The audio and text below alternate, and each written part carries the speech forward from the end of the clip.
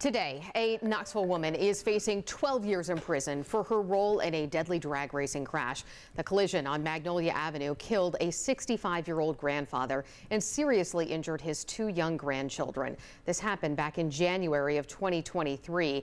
The other driver, Trayshawn Glass, is already serving a 12-year prison sentence. 10 News reporter Olivia Daigle was in court today for the sentencing. And Olivia, Trinity Clark asked Judge Scott Green for probation. Brittany, Knox County prosecutors asked for the maximum punishment. On the other hand, arguing Clark had no regard for human life. Judge Green told Clark he thought about giving her 14 years, but instead gave her 12.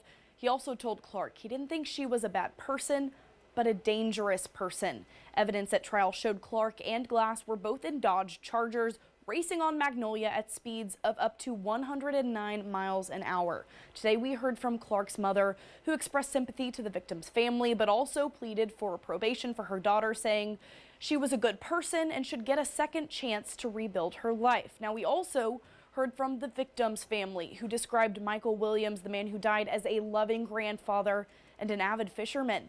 The father of those two young children told the judge he felt Clark had no remorse. January 17th, you smashed my family's world. And the remorse, I've not seen that at all. It's a little late now. That father also went on to say he objected to the way the defense painted Williams by suggesting falsely at trial that he was impaired at the time of the crash.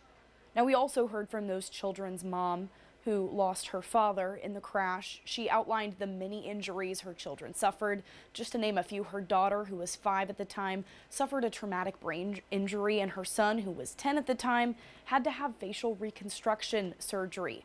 We'll hear from that mom at 6. Brittany. All right, we'll see you then. Thanks, Olivia.